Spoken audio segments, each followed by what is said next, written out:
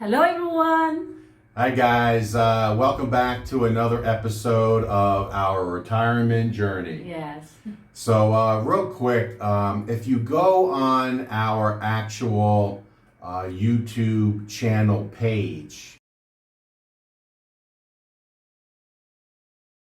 and click playlist, you'll see our 4 different playlists, and you'll see the playlist named Our Retirement Journey. And that's where all those episodes are. And again, the reason why we started this playlist is because of you. You've asked us to go back to the beginning and kind of go step by step, video by video of how we got to the point where we're at today. And all the course of action that we've taken to have a very successful build in the Philippines. Yes. And though it was stressful and though there was ups and downs, we had a pretty easy go of it. And people want to hear those specifics, so that's why we created the playlist. And what we're trying to do is on the thumbnail as well as the description is to be very specific of what the topic is. Because a lot of you did point out when we were doing the original build, I'll do a video with a thumbnail, but we may talk about 4 topics. Yeah. And you watch the video and not realizing that there was a topic that you were interested in, but it wasn't in the description box or a thumbnail. So rookie mistake. That's very good that you guys pointed that out. And now we're going back. Hindsight is 2020, and we're sitting there and trying to explain to you our methods. Now, we always throw out the disclaimers. What has worked for us at a certain time and space, worked out.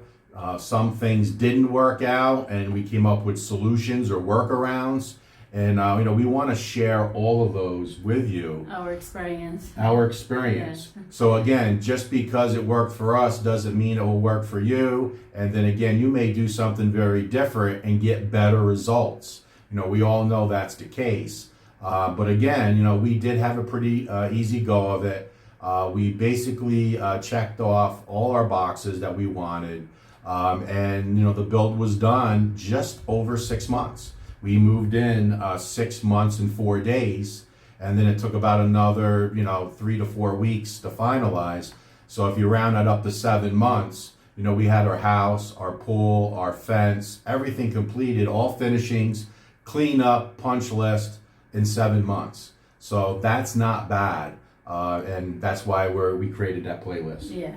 So we're episode number 7. Number 7, yes. On this series, and our last episode, which was probably the most important one in the playlist, is how we found land. Yeah. And the method that we used to be able to search for land and see as many parcels as possible, and really check off all the requirements that we had, because we had a lot. A whole bunch. A whole long list of things that we wanted. And it took time. It took 11 months. You may not have that much time. I understand that.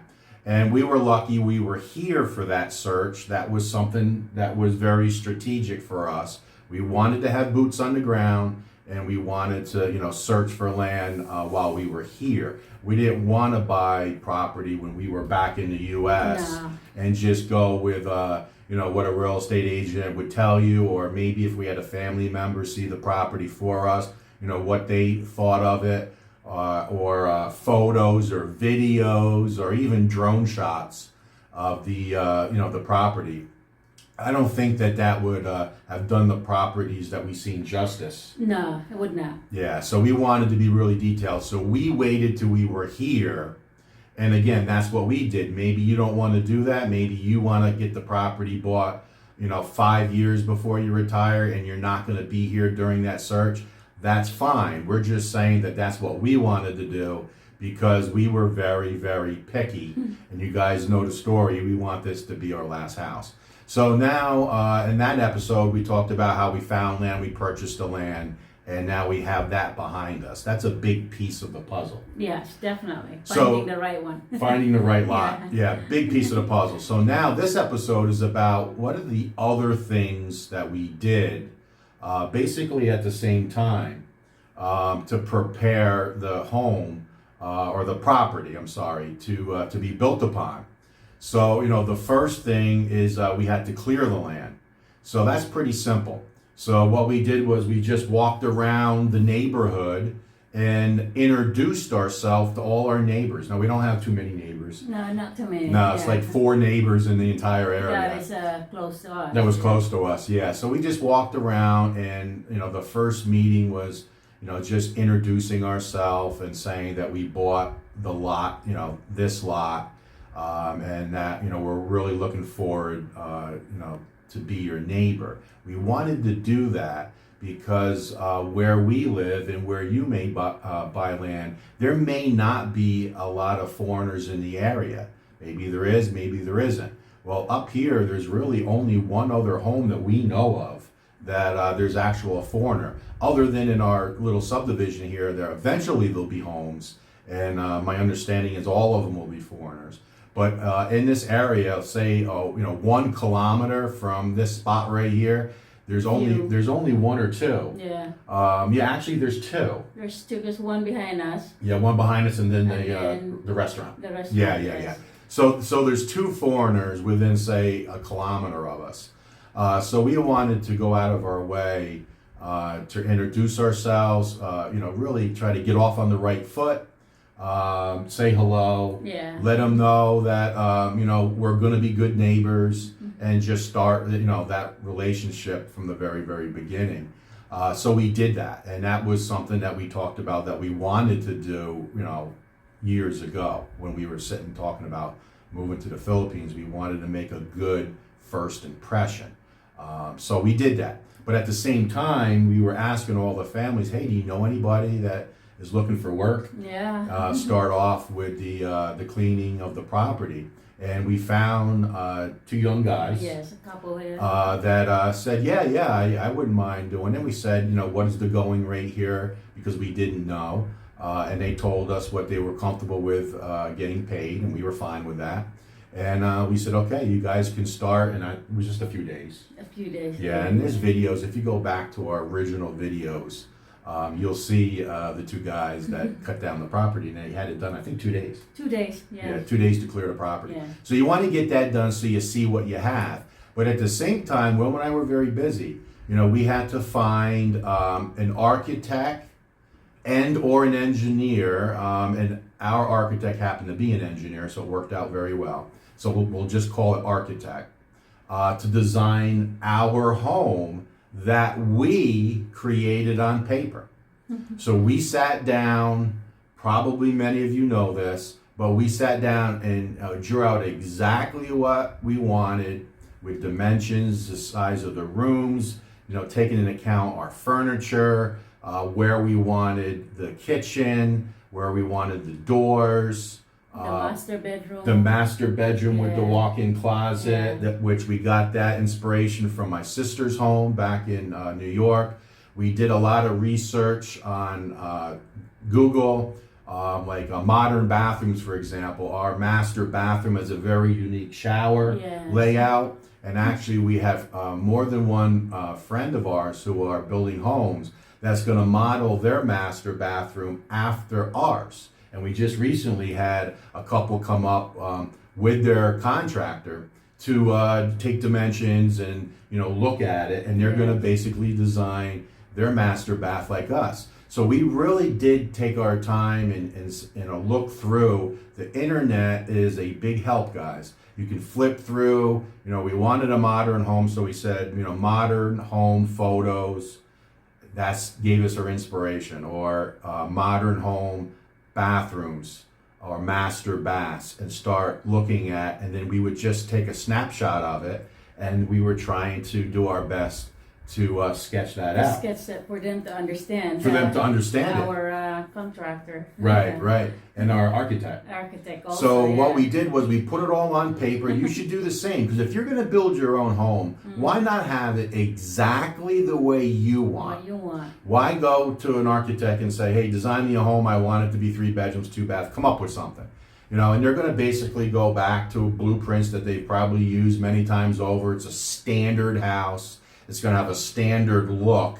And it's going to be very, very easy for the architect just to make a couple changes to make it a little unique. Maybe you asked a couple questions, I want the bedroom to be this size, and he just moves a couple walls, and within a day, he can just hit print and print out your blueprints. That's not what we wanted. No. We wanted to be very unique. Very specific. And very, very specific. So our architect had to do it from the ground up. And I recommend that you do the same. Why not? Why not take a little extra time? And, I can go to Wilma and say, what do you want in the kitchen? And she said, oh, I want to have my island as large as can be. Looking out, looking at the view. And looking outwards through the glass and be able to see the ocean. While washing dishes. While, prepping food or washing dishes. Yeah. That was something that she wanted. An open concept. An open concept. Yeah. So we sat down and drew that exactly the way she described it, and then handed it over to the architect. So that's pretty important to do. So work on that. That would be our recommendation. And then you need to find an architect. That's probably the next step after the land purchase. And a lot of these steps you can do at the same time. We overlapped on a lot of things. Yeah. But specifically architect, how do you find an architect in your area? So the first thing is it's really word of mouth. Pretty much. And networking, you Yeah. know, asking people, asking your lawyer or asking your real estate. Yes. And then see what they can recommend. And then we, find it through YouTube, and we do our research, and then we compare and see which ones are best for us. That's exactly Yes. right. So we went on YouTube videos of this area and found builds, and watched those builds just like you're watching our build. And so many of you have said, could you give me the contact information, for example, of your architect? I've probably gotten minimum of 75 requests. And every time we see Roy, our architect, he's always saying, oh my God, I get so many requests. He's getting overwhelmed, but that's great for him. And hopefully, he can help you out. So we did watch local builds. We did ask all 3 of our realtors who they knew, because again, they're in the business, so they know people. So we got contacts from them. We talked to our attorney, and he gave us some recommendations, and just word of mouth. You're at a coffee shop and you strike up a conversation, and you hear that somebody just recently built a house, and you ask them, who was the architect. So, we got several names. I think we got 4. 4. Yes. 4 recommendations, and then we just reached out to them and set up meetings. Yeah. It takes time. We didn't want to just meet with one architect and said good enough. So word of mouth is huge, and just go out and start talking. And we immediately liked Roy, our architect, and we said we're going to use him. Yeah. And he was a one-stop shop for us. Not only did he give us all our 2D renderings and our blueprints, he also took care of our water permit. He took care of our electrical permit, which is actually pretty detailed to get electric hooked up to your house. Yeah. It took some time. Sometimes. He handled that for us, as well as all our permits. Building permit. All the building pool permits. permit, fence permit. Yeah. He did all that. Yeah. And that saved us a lot of hassle and stress. Yeah, and it wasn't very expensive at all. It's well worth it. It was well worth for him to handle everything, and he knew the timing of when we were needed to build, and I'll get to that in a minute. But getting back to the permits, municipalities are different from area to area. So I'll give you an example. When we were looking for a property, we had one agent. Her name is Alma. We give her a recommendation all the time, and a lot of you have contacted Alma. And she would go to us and say, she calls me Poppy. Poppy. She goes, Poppy, don't go to this municipal and look for land, because it's going to be a challenge with water. or there's a lot of brownouts in that area, which there's a lot of brownouts here too. And then she also told us a few municipals, if you're a foreigner, you're gonna have a real hard time getting all your permits. So she was very, very forthcoming and honest with us. Yes. And that's what you need. You need that information. Because again, you know, I'm a foreigner. She's not from this island, so No. she has limited exposure and experience.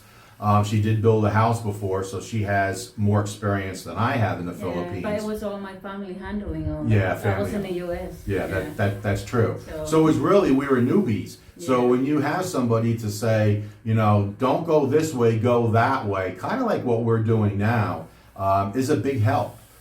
So we were very appreciative to that. And other people gave us some great advice as well. And it's really, you know, understanding if they're telling you the truth or not. And, you know, there's luck involved and things like that. So, you know, he did everything for us. He did our permits. And you guys may not realize here in the Philippines, if you're going to build a house, you need a permit for the house.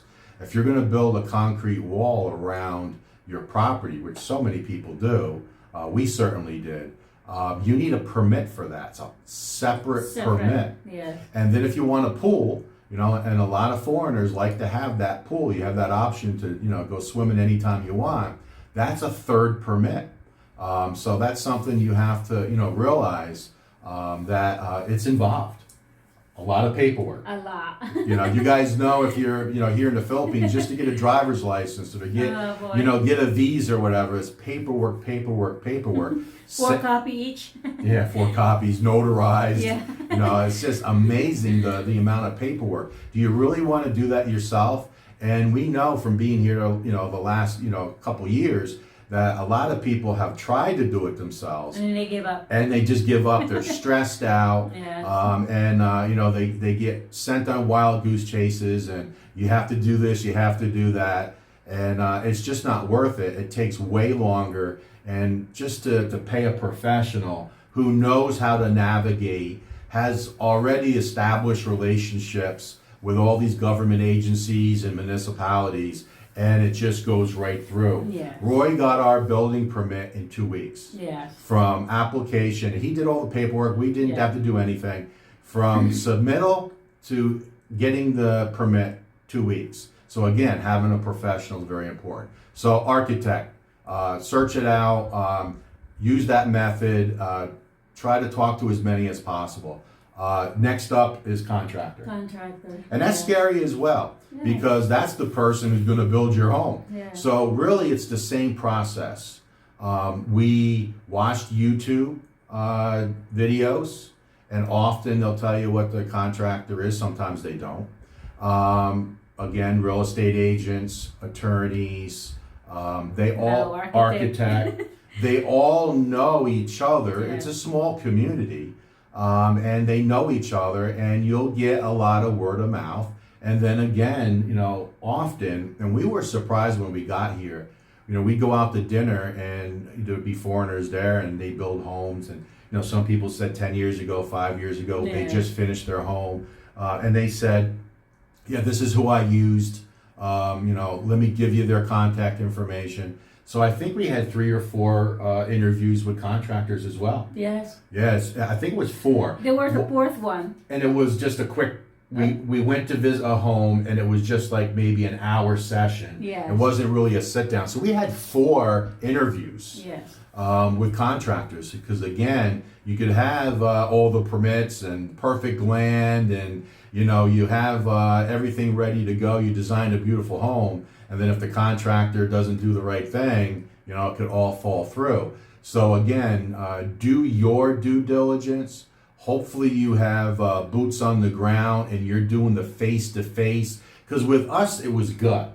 A lot of it was word of mouth and able to see homes. We would say to every contractor, can we visit a couple of homes that you've done before so we can see the workmanship? And I think we had like 1 or 2 say no, that they don't do that. And that's a red flag, right? You know, so you got to be street smart, take your responsibility. Even doing the due diligence, you still can have issues, but a lot of it is feel. Yes. And trying to Connection. a connection. how you connect with them. Yeah. You know. Yeah. I think it's your instinct. Instinct. That's a good word. Yeah, definitely instinct and gut feel, street smarts, whatever you want to call it. And then there's definitely some luck involved, and then listening, networking with the locals around here. Of course, you take a lot with a grain of salt, but listen to what they have to say. And if you put all of that together, you're less likely to have a problem. When people come to us and say that they've had issues, sometimes we'll ask some probing questions like, how many contractors did you interview? And they say, oh, just one, and it really wasn't an interview. It was word of mouth. It was recommend by family members. Recommend by family is a lot. Hey, my sister said to use this contractor, or it's the family's uncle who's going to build a family. You didn't do your due diligence, and then often that seems to be where the problems arise, where there's definitely issues. And think about it. You're retiring to a foreign country. You have limited funds. You're trying to do the right thing. I called it a dream home for my wife because she did the very thing for her family. So I wanted to do that for her. We wanted to, create our legacy and have a beautiful home to enjoy. And if you don't do the right thing, it could be a disaster and actually change your retirement path in a very negative way, where you're going to sit back and say, boy, I wish I never did this. And that's a real shame, because all of you, as well as us, have worked for many, many years, saved up as much money as you can, have a retirement, decided to build a home, and it ends up being a disaster. That is life-changing. And we don't want that to happen to you.